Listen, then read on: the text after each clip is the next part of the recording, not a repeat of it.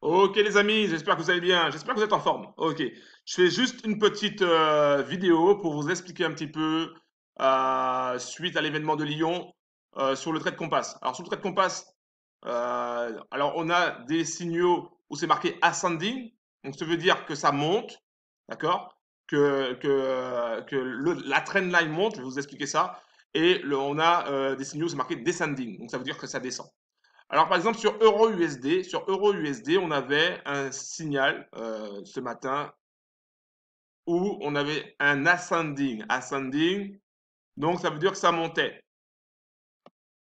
Alors, on trace, et je vais t'expliquer pourquoi j'ai tracé ça comme ça. Alors, je trace ce qu'on appelle une trend line. Donc, tu trouves le trait de la trend line à côté de la croix. Tu as une flèche, une croix, une barre à la verticale, ensuite l'horizontale et une barre oblique. Tu utilises la barre oblique. Donc, ici, en fait, on avait. Attends, si je dis pas de conneries, c'était là. Attends, c'était ici. Il faudrait que je reprenne mon portable.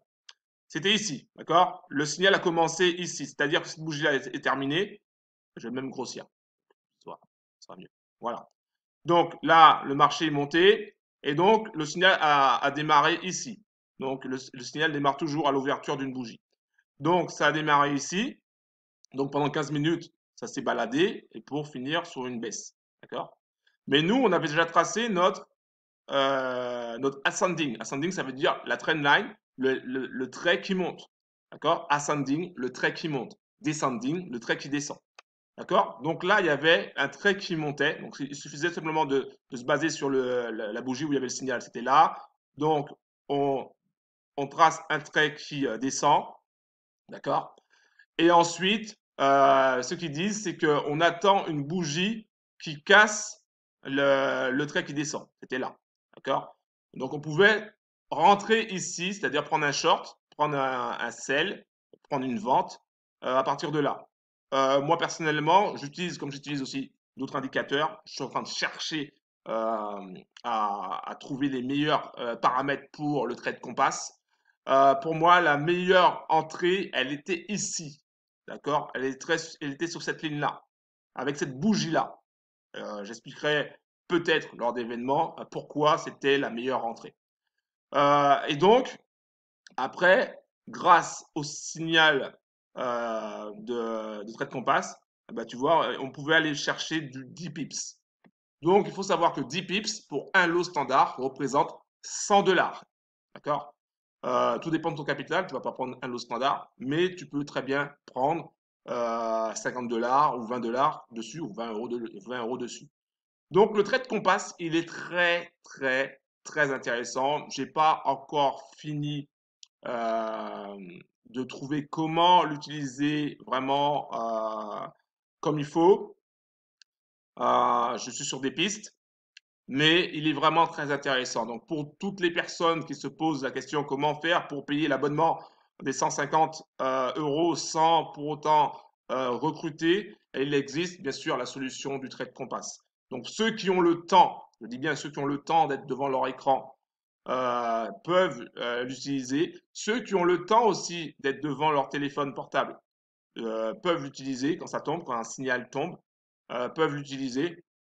Et même, je veux dire que même la nuit aussi, il y a des signaux. Donc, il y a des possibilités de trader la nuit ou des possibilités de trader très tôt le matin, comme ça a été le cas d'ailleurs ici. Donc, en fonction, il y aura quand même des possibilités. Après, il y aura sûrement d'autres solutions qu'on mettra en place avec le trade compass. Ça, on verra ça par la suite. Mais ce que je voulais vous dire, c'est que le trade compass, c'est quelque chose de puissant. Donc, sur Euro USD, par exemple, il y avait cette possibilité-là. Il y avait une autre possibilité, c'était sur, si je dis pas de bêtises, sur USDCAD, voilà, je l'ai tracé en plus.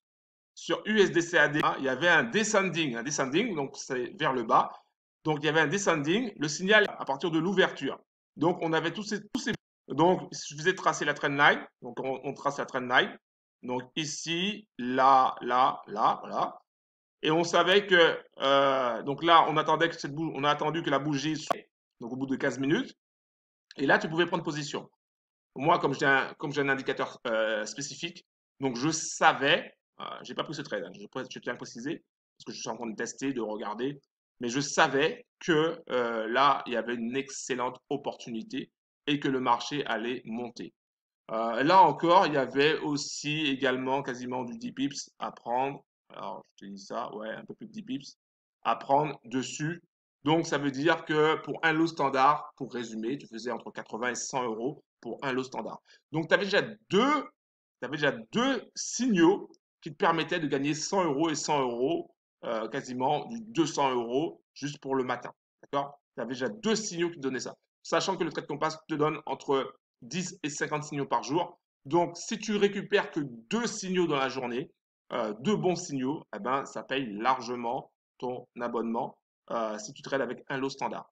Bien sûr, si tu trades avec des lots plus petits, eh ben, au bout de 2, 3 ou 4 jours, ton abonnement est payé. D'accord? Donc ça, je voulais vraiment faire le point avec vous par rapport au Trade Compass. Alors, je suis en train, comme je l'avais dit à Fabien, il faut absolument que j'étudie le Trade Compass à fond, à fond, à fond.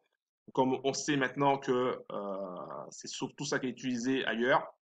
Donc, il faut absolument trouver là les bons paramètres, les bons indicateurs pour vraiment bien filtrer le Trade Compass et prendre un maximum de cash dessus.